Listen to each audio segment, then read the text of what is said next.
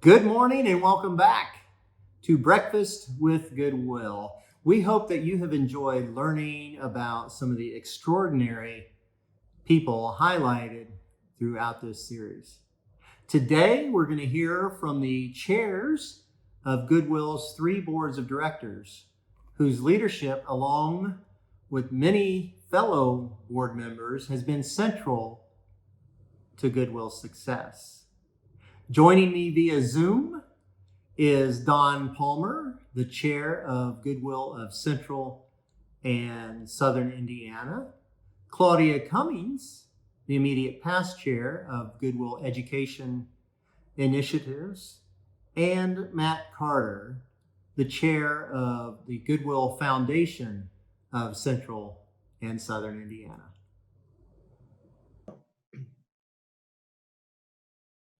Good morning, and thank you for joining me today. 2020 has been an unprecedented year for not only Goodwill, but for our nation. And for Goodwill, the global pandemic has presented many new challenges, and each of you, as our board leaders, have been closely involved as we try and figure out the best way to navigate through some of the issues that this new world is presenting to us. I'd love for you each to share your thoughts and on how our priorities as an organization has shifted as a result of COVID-19, and then also just kind of what comes next for Goodwill. And Don, as the chair of the Goodwill of Central and Southern Indiana Board of Directors, would you mind kicking it off and kind of giving us an idea of what are some of the pressing issues that we're facing and how we're combating them? Many of the people Goodwill serves were struggling financially before the pandemic, but their problems have magnified, which makes the services Goodwill provides a critical lifeline. Some of these folk are the ones that have been hurting the most, lots of services jobs. But one of the most significant challenges Goodwill has faced during the pandemic is to continue to provide services, very comprehensive services, even as our main source of revenue, our retail stores, was cut off. Another challenge that is ensuring the safety of our employees and customers as we learn more about COVID-19. This is why we're requiring both employees and customers to wear masks. The only way we can ensure businesses are able to remain open is to serve customers is if we work together to reduce the spread.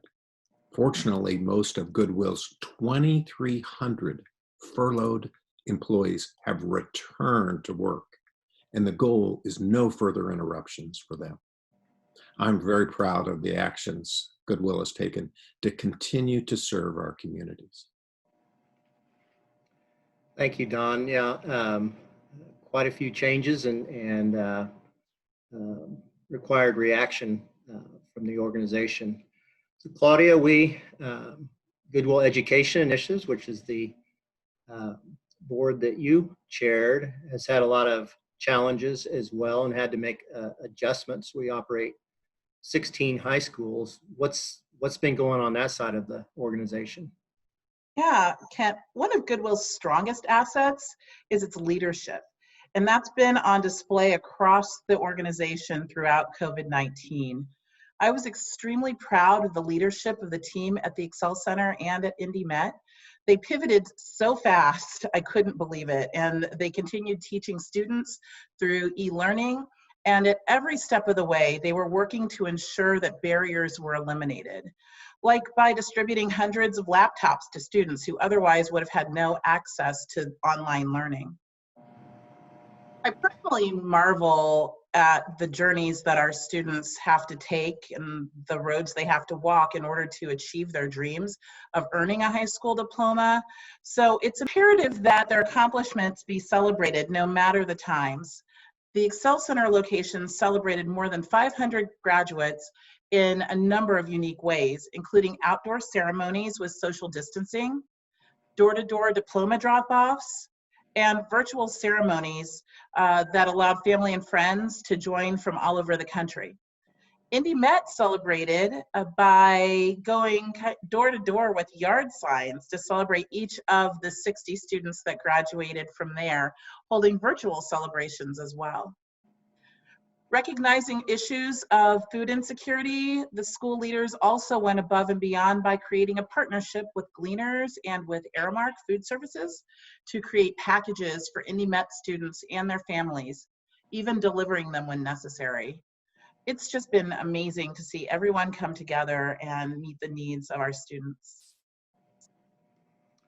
Thank you, Claudia. Really appreciate that thorough explanation. Matt, as the chair of our Goodwill Foundation, the COVID-19 has had an impact on our philanthropic work. Mind giving us a brief review of that? Well, as you understand, one of the things about Goodwill is its entrepreneurial spirit. And as you've heard in the rest of the operations, that has been critical to our ability to serve. The philanthropic work comes in as first dollars into new areas of endeavor, and that is critical in terms of the ability to scale the organization to reach more people. So it became apparent very early on that COVID-19 was going to have a significant impact on Goodwill's financial health. The foundation, the board's leadership was able to shift quickly from the annual fund to an emergency COVID-19 fund to help weather the storm. I'm proud to say that this effort was quick and even more successful than anyone expected. And with that, many Hoosiers and new donors stepped up to help their fellow citizens when it was most needed. And thanks to that support, we're able to continue providing the critical mission services that you've heard about, but also including the addition of some wonderful things going on at our schools, the Nurse Family Partnership, which is Goodwill's maternal child health program that was able to pivot and serve moms without interruption remotely through telehealth. A terrific example of the way that Goodwill moves through difficult times to continue to serve. Goodwill's job training program for seniors 55 years and older shifted to conference calls to meet them where they could be met, and continue to include mailing home assignments and training activities to continue that work unencumbered, which enables the program's participants to continue learning safely at home. It's been challenging, there's no doubt about that. Our community has seen challenges in many different facets of what they do. But I am so humbled by the work and the support of our community who has stepped up in this difficult time, which has allowed us to continue to serve all those that we are able to serve. Thank you, Matt. And this Zoom session that I have the privilege of being on with 3 board chairs, this Zoom session is part of our breakfast series, Breakfast with Goodwill series. And although it's not ideal, the way we're able to recognize our award recipients, we usually do that at a big breakfast at the JW Marriott. I am so pleased to be able to get their stories out via this breakfast series, and appreciate you guys being a part of that. And so you've been talking about what's been going on and how we've been adjusting to COVID-19 as board leaders. Part of your role is also looking forward, and just wondering if you could share, kind of some of the immediate focus your respective boards are working on, and what it looks like going forward. And Don, do you mind kicking that off again? Sure. Well, in addition to continuing to monitor COVID-19 and putting in proactive measures to be certain everyone is safe, that we are focused on meeting the goals and objectives of our long-term strategic plan. And that is a top priority for the board I chair.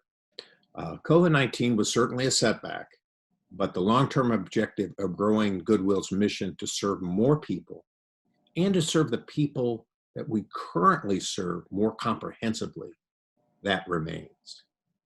Unemployment is a big concern right now, and Goodwill is uniquely positioned to help people with that, especially those who may have barriers like disability, criminal history, or limited education.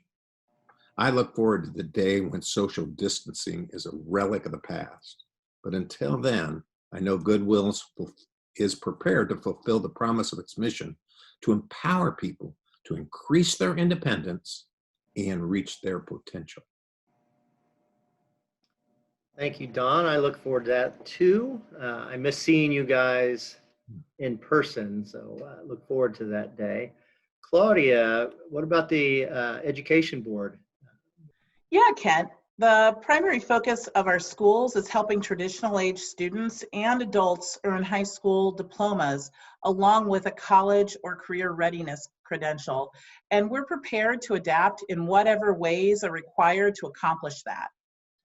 The safety of our students and teachers is our primary concern, and we continue to closely monitor what's happening across the state with COVID-19.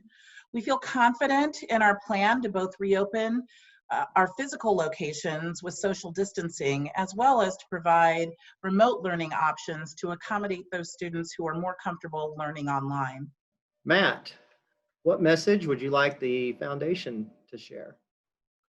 Well, I want to echo the sentiments of Don and Claudia. The work that the operating board and our educational board are doing to meet the needs of families exactly where they are, to enable them to do the best they possibly can, particularly in these difficult times, is extraordinary. And I would say to those that are thinking of how they can be most helpful, we know that donating our goods at the stores is something that has become a tradition, and we may not fully understand that just how those dollars are put to work in order to meet the mission of Goodwill. But the other thing that I would want you to understand is that beyond just what the stores generate, we need additional contributed capital to enable your dollars to be used to their highest return.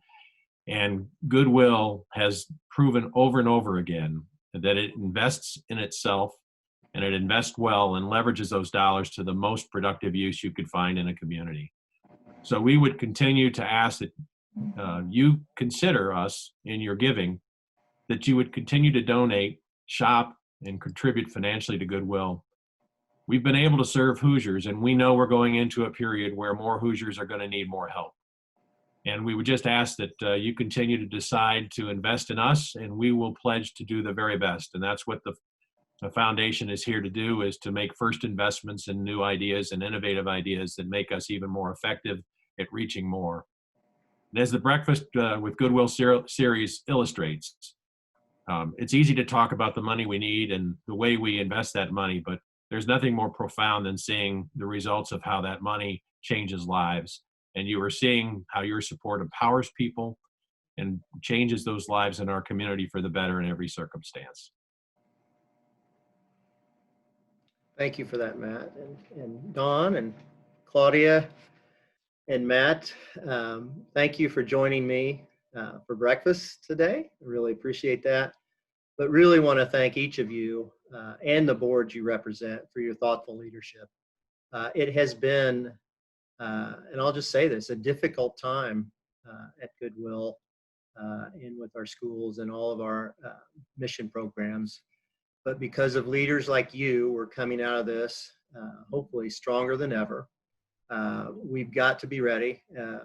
As you've said, there's going to be great needs in our communities, and we want to be ready to serve those that have those needs. So again, thank you all for being here today, and thank you for all that you do for Goodwill. Thank you. As you can see, your support is needed now more than ever before.